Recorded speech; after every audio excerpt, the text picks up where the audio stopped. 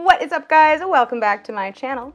In today's video, I am going to be ranking every single film that is available for the Instax Mini.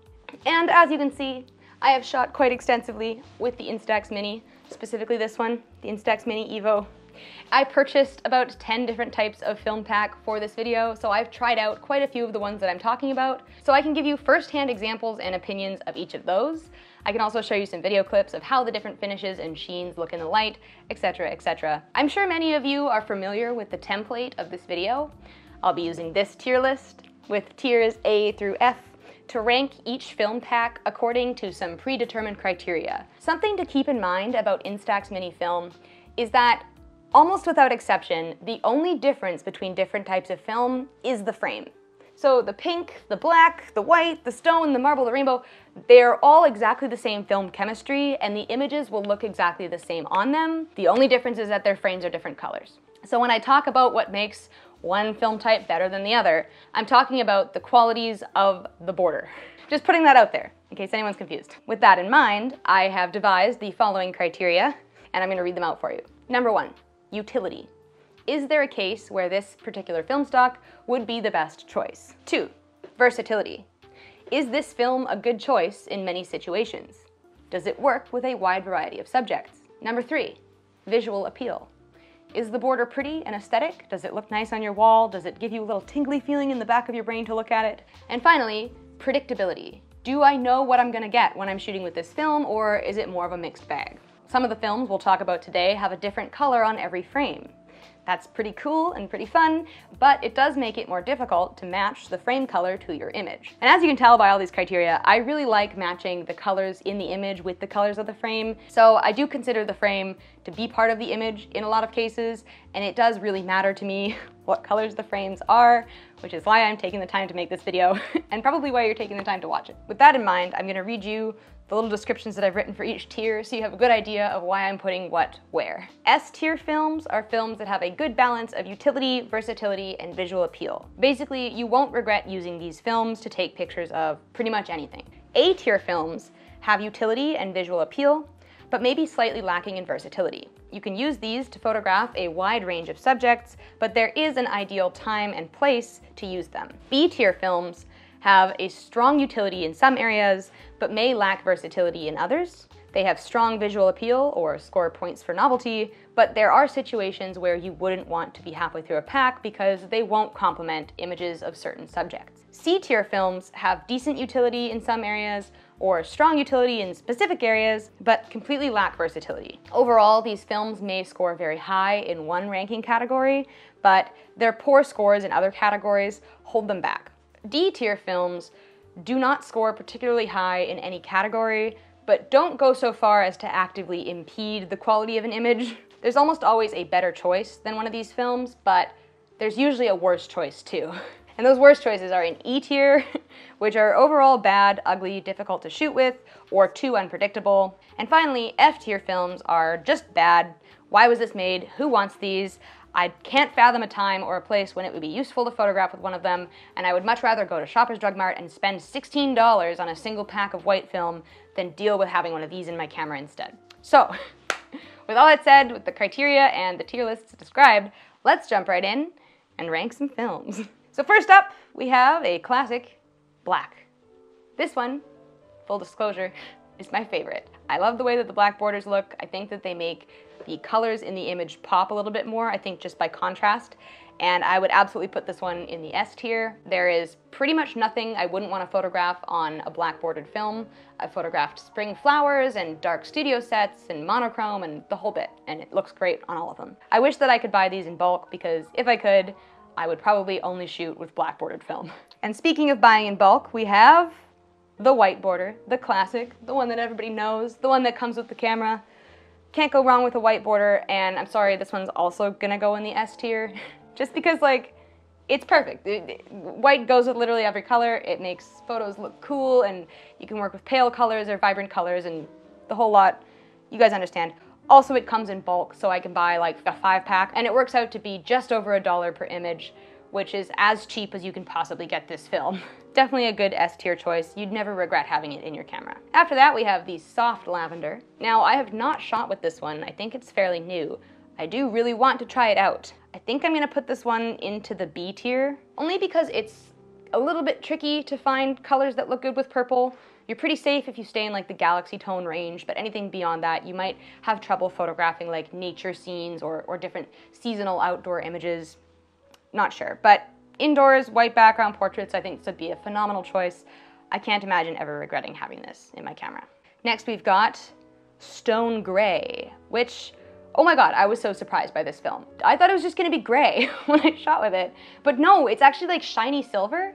So it's got these like kind of clouds of gray textured metal look, and then it's also got these veins of silver that run through it. It's gorgeous, unexpectedly. I wasn't excited about it when I bought it, and then I was thrilled when the first photo came out. It's not extremely useful. It doesn't have a high degree of versatility, but it does have utility for certain images, particularly if you're shooting with like the Instax Evo where you can set it to be monochrome.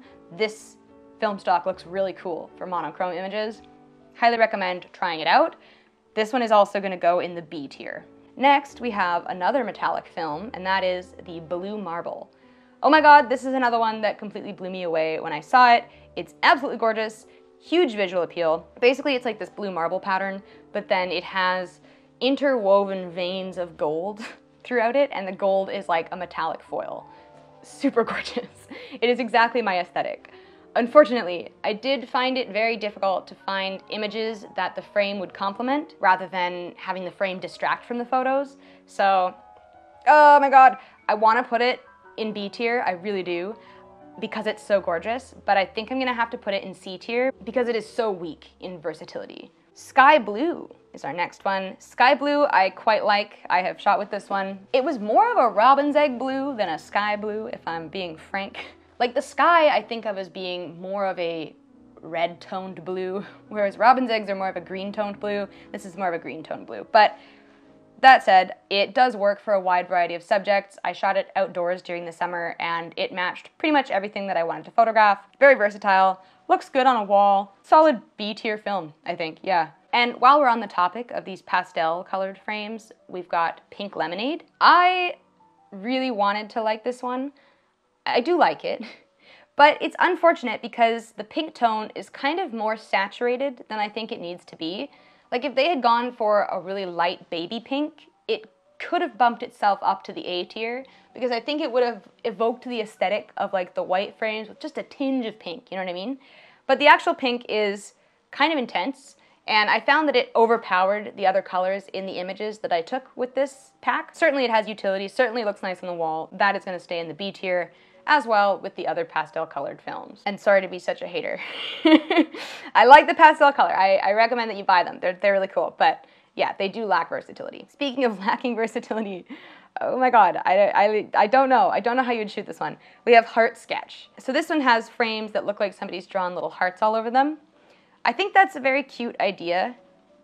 I don't know what you would shoot with this. Like, I guess couples, right? Like, people who are in love or friends. All the examples are all like friends smiling and stuff.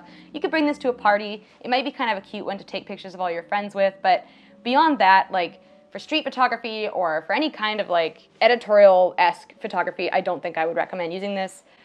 I'm gonna put this one in the D tier. I'm so sorry. It doesn't deserve it. It's a very cute concept, but it just doesn't work for me. I don't know how you could shoot it. Another one that just doesn't work for me, a very cute concept, is the Hello Kitty film. And there's actually like a Hello Kitty Instax camera that you can buy, and my friend has it, and it's hilarious. It's also massive. So this would go great in that camera, but again, I don't know what you would take pictures of with this. Little cute things, I guess, but it would be very limiting. I think you'd have to really, really curate what you photograph with this film, and for that reason, oh, it's gonna go in the D tier. Going in the D tier as well. I'm just not a fan. Oh, maybe it'll go in the E tier, actually. I'm sorry, I love Hello Kitty. She's so cute, but like, it just doesn't do it for me. This is gonna go in the E tier. I'm so sorry. Ooh, okay. Next, we have Contact Sheet, which is super weird, and I bought it by accident the first time I bought it because I thought it was just the black bordered one, but no, it's the black border with like a little red inscription on it, like the writing in the margins of like an actual film frame. I kind of like the way that this looks. I wasn't mad about it when I bought it by accident. I bought another pack later on because it looked so cool. For some reason, it just worked with like a bunch of the things that I took pictures of it with. I guess because the black borders are just so good that it's hard to wreck them with a little bit of orange text. It also just kind of made my work look a little bit more industrial, a little bit more official. I was a big fan. And I think, honestly, I'm gonna put this one in the A tier, because it's my list, and I would recommend that everybody try it. Great utility, high versatility, strong visual appeal, very predictable. Try this one out. That's an A tier film for sure. Next up, we have Mermaid Tail. I like this one. This was another one that really surprised me when I shot with it, because I thought that it was just gonna be like pastel colors, but no, every frame is beautiful metallic foil, and each frame is a different combination of shades of metallic foil. Huge visual appeal. It really just struck me right in the tingly nostalgia center of my brain that goes nuts for shiny pastel colors. But that said, it does lack versatility. Like, it was hard to find things to photograph with this film, and also because every frame has a different set of colors, it lacks predictability, which is probably more of a problem than the versatility thing. So because of that lack of predictability and lack of versatility, it is gonna go down in C tier with Blue Marble. I like it as much as Blue Marble. I don't know if I'd ever shoot with it again, but it looks great on my wall, so I'm glad that I shot with it the one time. Next up, we have Monochrome, which is our one novelty film. This is the only film stock that changes the color of the actual image. It is okay. I didn't actually like it that much. So it has a white border. There's a few of them here. But the Instax Mini Evo has a setting that allows you to turn your photos black and white. And so I compared the photos that I had taken on the Instax Mini Evo in black and white to the photos that I had taken on the monochrome film. And I just liked the black and white setting photos better. Like, the monochrome ones are just kind of washed out and pale. There's not a ton of contrast. It just wasn't my taste. I've shot 2 packs of the monochrome at this point, and both of them have been like kind of disappointing, kind of boring. It does score points for novelty though, and it does have a white border, so it looks good on a wall and has versatility and all that. Oh man, I don't know. I think realistically this one should go in, B tier, shouldn't it? No, okay, I'm gonna put it in A tier. No, I'm not gonna put it in A tier. It's going in C tier. It's going in C tier.